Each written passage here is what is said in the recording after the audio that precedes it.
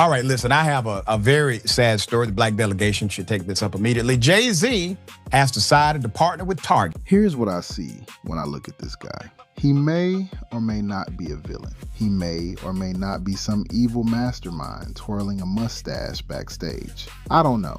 And that's honestly not what this is about. What I do know is that he's somebody corporate America calls when it has a black image problem. And I want to stick to that specifically. There's a lot of other noise swirling around this guy right now. I'm avoiding that type of drama. I am not Tasha K. I am not TMZ. I'm not going to sit here and tell you what kind of person he is. I don't know. And there's a lot swirling around. Welcome to the show. I appreciate you being here. We did bits years ago on late night. Yes. We met, we know you from football, but now if you Google you Colin Kaepernick, look at that right there. It says, American Civil Rights Activist. He's turning 100. If she would have transitioned before I cleared my name, I would have hunted them. Every one of them. Him right now that I'm not getting into. So let's just look at the pattern and you can decide for yourself what you think it means. In 2019, Colin Kaepernick had been out of the NFL for 3 years at this point, blackballed for kneeling during the anthem to protest police brutality. The league's bleeding goodwill. Boycotts are building. And right on the 3rd anniversary of Kaepernick's first protest, the NFL announces a new partnership. Not with Kaepernick, with Jay-Z. 10 years, $100 million. Roc Nation gets control of the Super Bowl halftime show and a seat at the table on the league's social justice initiative. Kaepernick wasn't in that room. He wasn't part of the deal. He wasn't even consulted by his own attorney's account. And Jay-Z, standing right next to Commissioner Roger Goodell at the press conference, says, "I think we've moved past kneeling." The same guy who once rapped that he wouldn't be anybody's errand boy, now telling the league's biggest critics it's time to let it go. He did say he talked to Kaepernick before the deal was announced. Wouldn't say what was said. Wouldn't say if Kaepernick was okay with it, just that the conversation happened. Make of that what you want. Reid wasn't buying any of it. He played safety for the 49ers, knelt right next to Kaepernick during games, and when reports came out that Jay-Z might get a stake in an NFL team, Reid called it kind of despicable. He went further than that too, called the whole arrangement Players Coalition 2.0, accusing the league of forming disingenuous partnerships to address social injustice while still blackballing the one player who actually brought the issue to the league in the first place. Kaepernick's longtime girlfriend, Nessa Diab, said something on the radio that I think gets right to the heart of it. She said she didn't mind Jay-Z doing a business deal. What she minded was him rapping it in the language of social justice while working with an organization that had denied somebody an opportunity. That's a pretty clean way to put the whole problem in one sentence. 5 years later, in December of 2024, Jay-Z gets hit with a civil lawsuit accusing him of sexually assaulting a 13-year-old girl. Goodell gets asked directly if the partnership is changing. His answer? No. He called Roc Nation great partners that have provided a lot of value to us. That's not loyalty, that's utility. If you're catching this pattern right along with me, do me a favor and drop a comment. I want to know if you're seeing it the same way I am. And if you're not subscribed yet, now's a good time, because we're about to get into the part of this that's happening literally right now. Now jump to this week. Target's been under an organized boycott since early 2025 after the company walked back its DEI commitments. It wasn't a hashtag that faded in a week. People actually stopped shopping there. Jay-Z is selling an exclusive vinyl in Target. And people are saying, like, what's going on? Like, you know that we're boycotting Target.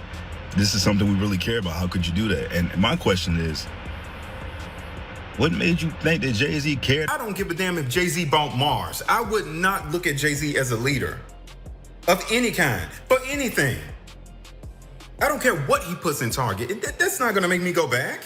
Target want that old thing back. Target is outside with a boombox like, please come and holler at me. Please take me back, Black community. Target is not just outside with a boombox. Target is on its knees with roses. Target is like, now how do we win the Black community back? Put DEI back, or we just say, hey, you know what? We are for Black women. They say, you know what? They want reasonable doubt. That's what they want. Jay-Z has never been one of my favorite people. he has never been a genuine representation of the black community.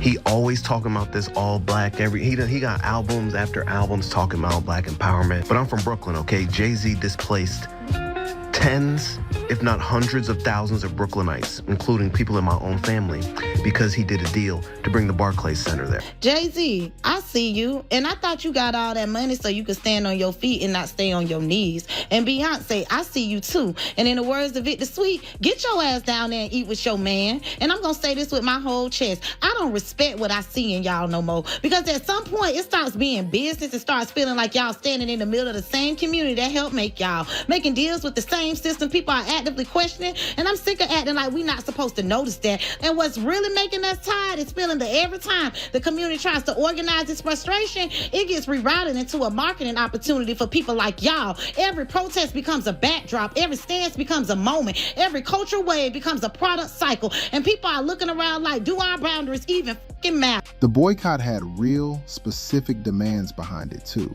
This wasn't just vague anger. Organizers wanted Target to honor a $2 billion pledge to black-owned businesses the company had made back in 2021, fully restore the DEI commitments it cut, deposit real money in black-owned banks, and build retail business pipelines with HBCUs. Concrete ass, not just do better. So what happens? June 26th, Target becomes the exclusive retailer for the 30th anniversary vinyl of Jay-Z's album, Reasonable Doubt. White vinyl, collector's packaging, exclusive to Target. Right in the middle of a boycott black consumers have held down for over a year. And honestly, at this rate, I'm half expecting my phone to ring with somebody's grandma on the other end. Ah! Jay-Z! Please pick up the phone now. We need help too. At this point, I wouldn't even be surprised. My brain just notices patterns, especially weird ones. And the way this guy moves is a weird pattern to me. But here's the actual thing I keep landing on. It's not that he did one bad deal. It's that there's a shape to this. A company gets real pressure from black consumers or black athletes. The pressure starts working. And then Jay-Z's brand shows up right when that pressure peaks. And the company gets to act like it's still good with the culture, without changing the thing people were actually upset about in the first place. I'm not calling that a crime. I'm not even sure I'd call it wrong exactly. I think it's something smaller and harder to argue with than wrong. It's a choice he keeps making, and it's a choice that happens to land every time, right when it's most useful to somebody else. So I'm not telling you to hate the guy or boycott his catalog or decide he's some kind of villain. I'm telling you to notice, because the NFL deal happened in 2019. And by 2020, most people had forgotten about it entirely. The Target deal is happening right now. And in a year, most people will have moved past this one too.